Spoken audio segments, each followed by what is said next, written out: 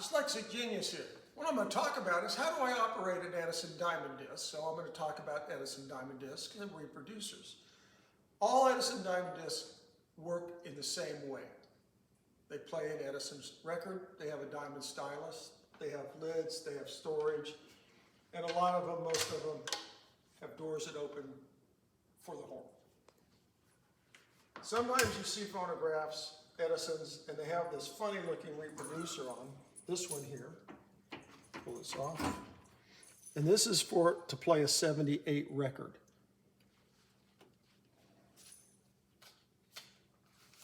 Like this. This is designed to play a 78 record. An Edison machine reproducer with a diamond stylus that looks like this will not play on one of these. What you have to have is the big thick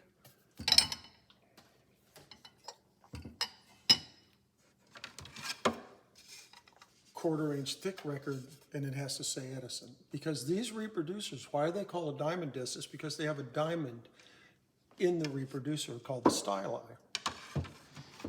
So you have this, and you have this little point, this little thing that works right here, and you want to make sure that that point is sharp. The easy way, the old school way, is to take this diamond disc, turn it upside down, put it on your thumb, and go like this, and you'll see the scratches on your thumb, and you know it's good, and you want to kind of look and make sure it has a point. Inside this diaphragm right here, you can see the diaphragm right there, it looks like this, and it has this little string, which is silk. This end piece hooks in right there at the back of the diamond styli. So on Edison's, you want to protect the diamond styli right here. So let's go over to one, and I'm going to show you how to operate one. And now, why do these look different? This is a standard Edison diamond disc reproducer, and it has a small weight on it.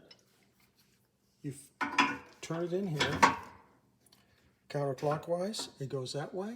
You turn this knob clockwise, and this pulls out.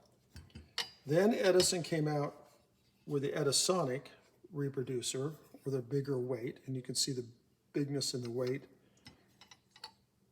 compared to this weight here on a standard Edison. They look the same. Set them down gently on the diamond styli. Except this one has a bigger weight on it. Then the Roaring 20s, they wanted more sound. So Edison came out with this reproducer, and you can tell because it has 3 screws on the top to hold everything into place. The diaphragm is different in these and these. The one diaphragm I showed you, this one, is for the standard reproducer. These are extremely loud. That's the dance reproducer? This is the dance reproducer. Edisonic reproducer? And a standard reproducer. Let's go over the other phonograph, and I'll show you how to operate one. It's on an A250.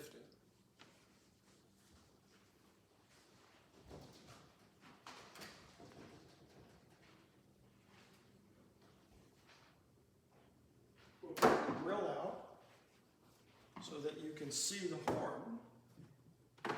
Because on Edison's, when the machine plays, it tracks like this, the horn tracks also, which is very unique for Edison's.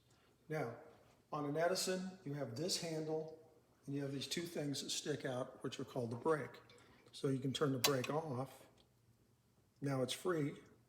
So that's the start? That's the start, and then that's the stop.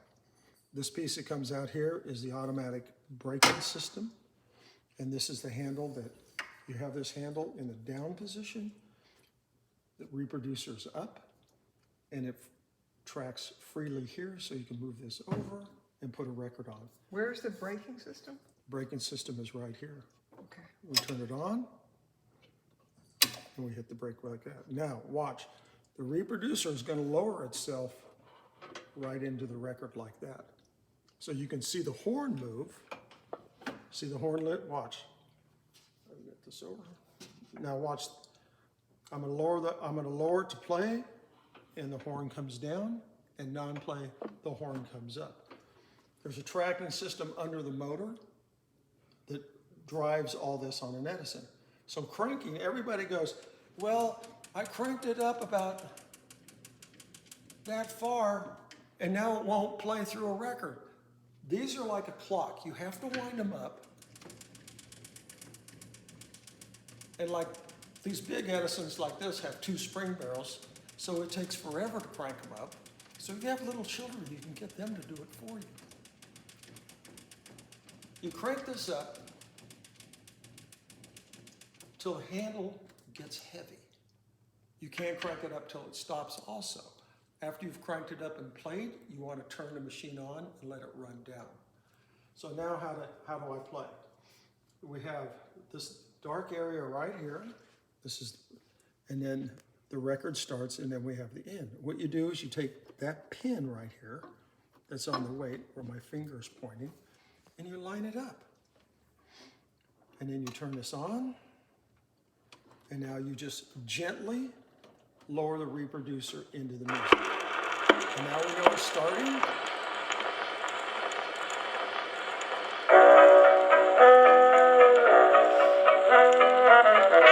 But what you don't want to do is lift the handle and move this over. Because if you do that, you have a tendency for it to drop down like this. You hear that? And then the edge of the record will hit the diamond stylus and could chip it or break it. And we always want to be careful with Edison diamond discs. When you handle a diamond disc reproducer like this, you always want to lay them on your side like that. You don't want to put this face down on anything. You always want to lay these on the side. So now let's listen. You always want to oil your phonographs. We have videos on oiling, so let's listen to a little of this.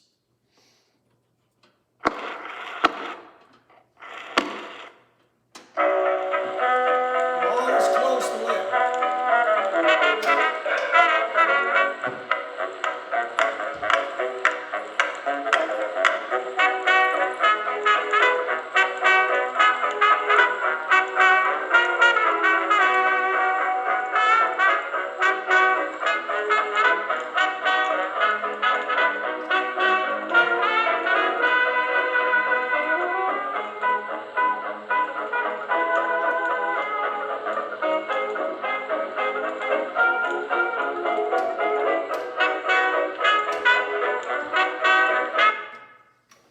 Now that you have it playing, you don't want to sit on top of the machine. You don't want to be here going, oh, that's really cool. You want to be away from it. You want to be 10, 15 feet or across the room from the Edison to listen to it properly. And that's how you operate an Edison diamond disc, and that's my tip for the day.